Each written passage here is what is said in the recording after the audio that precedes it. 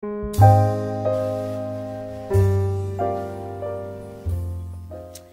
here we are, my dears, in this wonderful moment, the sanctuary moment on a Sunday morning.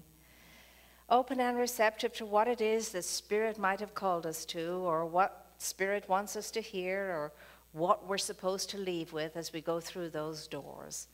And I'm guaranteeing myself, as you, I hope, are guaranteeing you, that I will feel better going through the doors than when I came in them, no matter how good I was feeling, because there's always more to express and more to experience.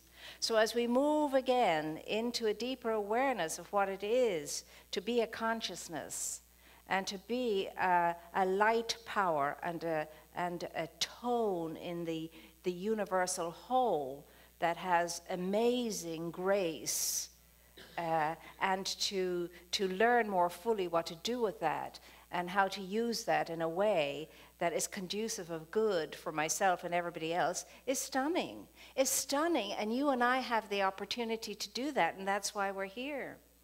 And this book that we're studying, which isn't a book at all, I mean, it's just a state and a way of being, Entering the Castle by Caroline Myss, and it being based on the great St. Teresa of Avila's experiences of her own soul unfolding in her own work called, The Seven Mansions.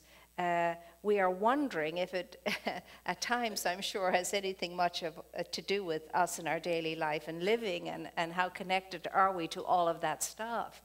Because in the sixth mansion now, which is, of course, the sixth level or dimension of consciousness, we move out of needs and wants and all of that, once and for all, and we're beginning to submerge ourselves in that sea of light and that sea and energy of grace, and we're becoming more and more unified and less identified with the material world, less and less identified with the material world, because God knows you're not your body and neither am I. And within every body, regardless of how that body appears to be, is the fire and the light and the power and the force of an infinite intelligence that's just using the body as an expression, And so that's why we must not judge according to looks or appearances, because the looks and appearances have nothing to do with the consciousness that is saturating that look, that appearance. And so in this sixth mansion, in the sixth level of conscious awareness, what happens is that we are initiated into the transference of mystical wisdom into the soul, or the revealing of that from the soul, and the ability then, because of that, to dissolve into love's fullest light, and to have that wonderful sense of otherness as oneness. Now, this is all beautiful language, and it's very poetic, and it is poetry, and it's very esoteric, and it kind of seems to be something that floats above and something that we'd like, but we're not there yet at. And that's not the truth. So what is all of this beautiful, melodious, mellifluous flow of words and poetry? What does that mean? It means in the sixth mansion, we get to get our act together as far as our egos are concerned. That's what it means. The brass tacks of it is that. Get your egoic act together, and here's the place where you ultimately do that. And what does that mean? That means that I am no longer subjected to the frightened and the scared ego that's always afraid of losing itself, always in fear for its survival, always desperate and terrible at the idea of anything that would change the status quo that it has worked up for itself by having this excessive need to be in charge and in control and in power all the time. It means that we can move out of that dichotomy and its terrible tyranny of dualism. So it means that in the sixth mansion, we can get our act together as far as ego is concerned. We can unify it, bring it in, harmonize it, let it be dissolved in the fullest light of love, and have it settle down so that it is no longer the tyrant that we're used to it being from time to time. And that is a wondrous, wondrous, wondrous, beautiful thing to embrace for ourselves. It's like magic, except it's not magic. It's a natural super. Not supernatural either, but a natural super. And so it's what you can achieve and what I can achieve. It's what you can experience and what I can experience, because we're knitted together in our DNA to do so, our spiritual DNA. So it's a fantastic and marvelous state to be embraced and run at and jumped into and not shy away from, because we're afraid of what it's going to do to us. It's going to take away from us the life that we know. It's going to stop us and block us from all of the things we enjoy and like to do, and the nonsense of it all, and the gossiping and the this and the that and the other, and I'll have to mend and fix and change my ways, and I don't know if I can do that, you see. And that's all egoic stuff. That's the frightened, scared ego. Let me tell you, even a tiny little taste of this is enough to keep us going for the rest of this life, and indeed maybe many lifetimes to come, and not be bothered by all the chaos that is in a physicality, that is in a physical dimension. All physical dimensions will have chaos attached to it. But you see, the thing is, once you hit the sixth dimension, it doesn't worry you anymore. It's just what it is. It's just chaos, you know, and I don't have to be sucked into it and be part of it in a destructive way. But I can get into the eye of it, and I can go with the flow of it, and I can keep my poise within it. That's the key. That's the key. And what is it all for? After doing all of this, after moving through this spiritual process, what is it that I'm looking to at the end of it all? And it's this one thing. My absolutely glorious delight, passion for sacred service. That's what it's all about. My passion and my delight about sacred service. I'm never going to get there unless I'm fully surrendered of all of the things that I hold back, that you hold back. And don't tell me you don't hold back, you do. Everyone holds back something. Because I think the ego thinks if I hold back one little thing, I'm still in charge. I'm not giving it all away. You're not having it all. You can't get it all. There's something I have to keep back for myself. But the self I'm keeping it back is for me. So at the end of the day, at the beginning of the day, is God, good, life, fullness, as we can know it, the goal, or am I the goal? Is me the goal? Is it my godly self that's the goal, or my me self that's the goal? Well, when we're wandering out in the first three, levels of awareness, the first three mansions, it's all about me. Me, me, me, me, me. It's all about me. And in those first three levels of awareness, I'm coping with my me-me-ness. I'm coping with getting it together. I'm coping with assuaging that egoic nonsense. I'm coping with that. And I know that there's a lot of referring to reptiles, with all due respect to reptiles. We don't mean to be mean, the reptiles. It doesn't mean a reptile. It's talking about an energy here, just in case anybody's worried about the reptiles and their, and their MO. It's about destructive thoughts and destructive feelings and destructive, shadowy, weighty stuff. That's what that's about. So we want to get through that and over that, and I believe that we are through that, and I believe that we are over that once we hit the fourth level of awareness. We talk about children coming in today, and they're, fourth level children, fourth dimensional children, and we've had experience of that. And sometimes we ourselves are in and out of the fourth dimension, or the fifth dimension, or the sixth dimension, or any dimensions you want to be in and out of. I remember being on a retreat once, and they took us up to 12 dimensions in the retreat. And that was fun. But remember, those are just distractions, fun distractions. I may go through my spiritual life and feel arid and dry as far as all of those wonderful hurdy-gurdy Disneyland kind of rides and things, Magic Mountain rides and so on, and I have one of them, and yet my soul is just equally unfolding the same as somebody who's having all the bells and whistles and lights and all of that.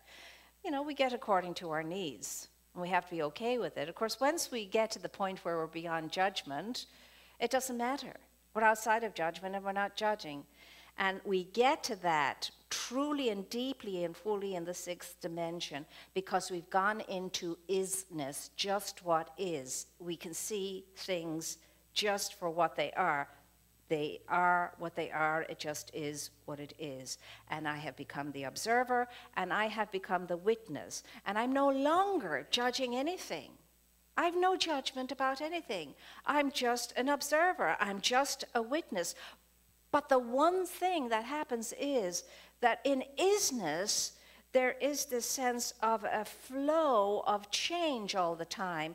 What that is this moment now will not be in the moment to come. It just is what it is in any given moment, any given second of a moment, any given, aspect of a moment. And I, as the observer, I'm just being okay with isness. But the one thing that never changes, the one thing that's a constant, the one thing is a stable, is the I that's observing, the I that's witnessing. That's the power, that's the presence, that's the intelligence, and it's just observing. And it's not at all judging. God help us all. Our task is big when it comes to non-judgment. It is big, but we're equal to it, or we wouldn't be called to non-judgmentalism. And that's one of our biggest challenges, to stop judging and calling things good, bad, and indifferent. This is what this is. I don't have to like it, and I don't have to agree with it. I don't have to consent to it, and I will not.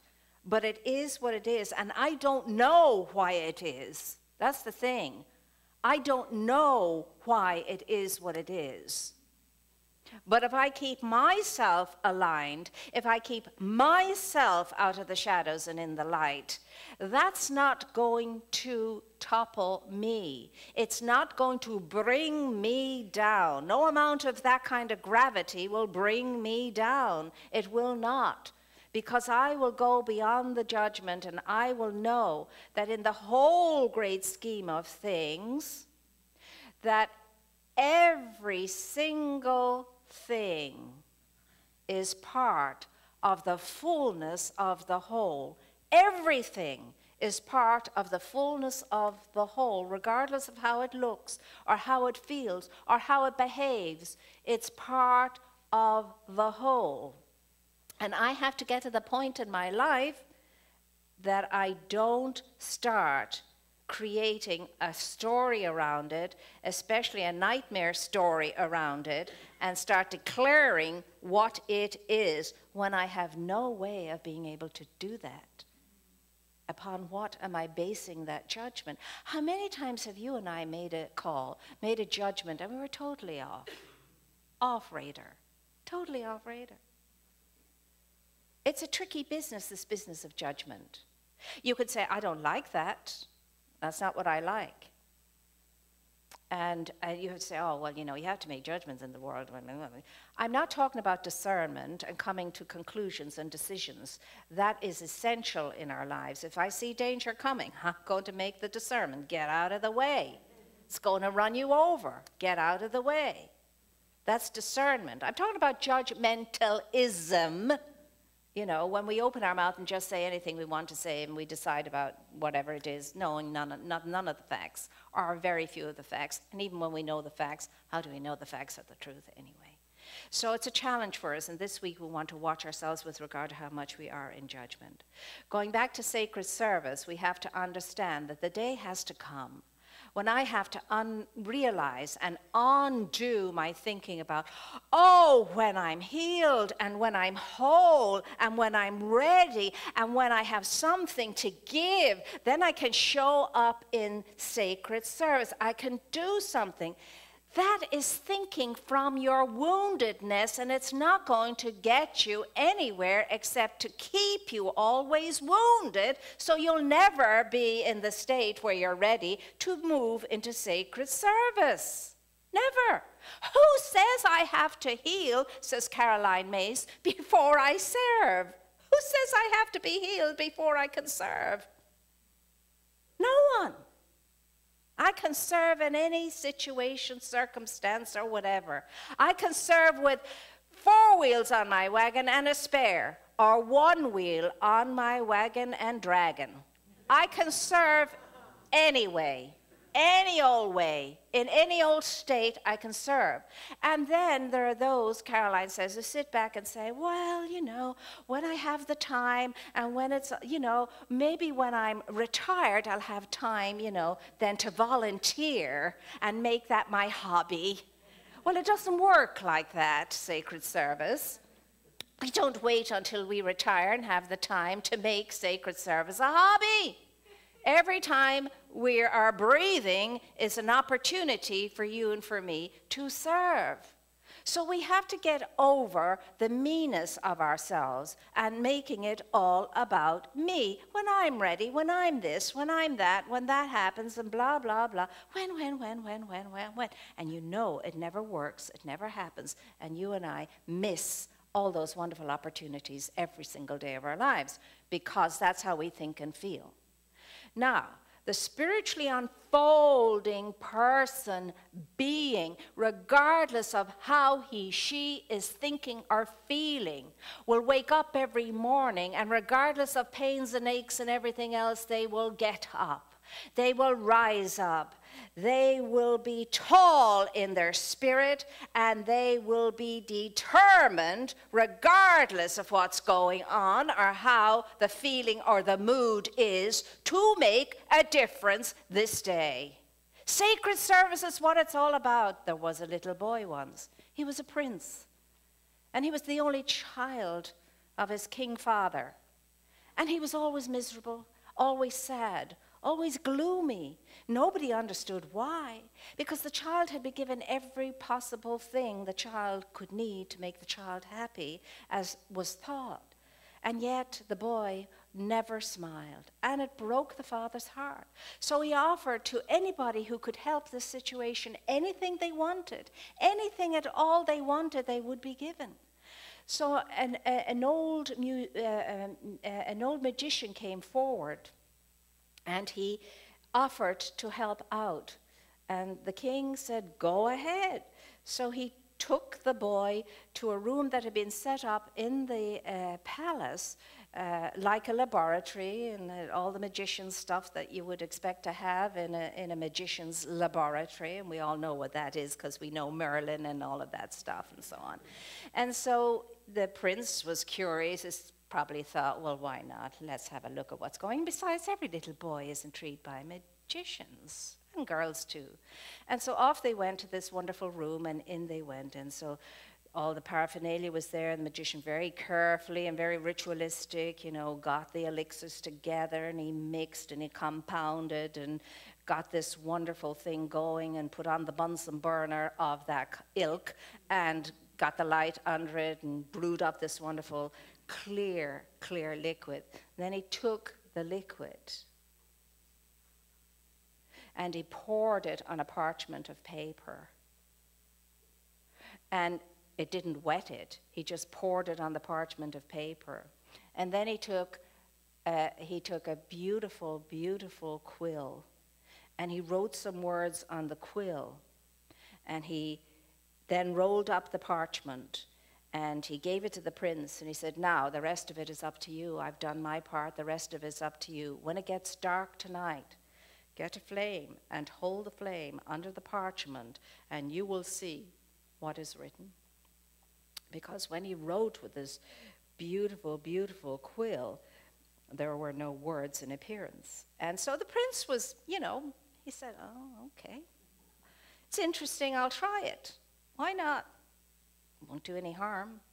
So it got dark that night, and the young prince did what he was told. He went back to the room, he opened up the parchment, he got a flame, he held the flame underneath the parchment, and the most glorious blue writing appeared and said, every day for the rest of your life, you must take care of one of your father's citizens in the realm.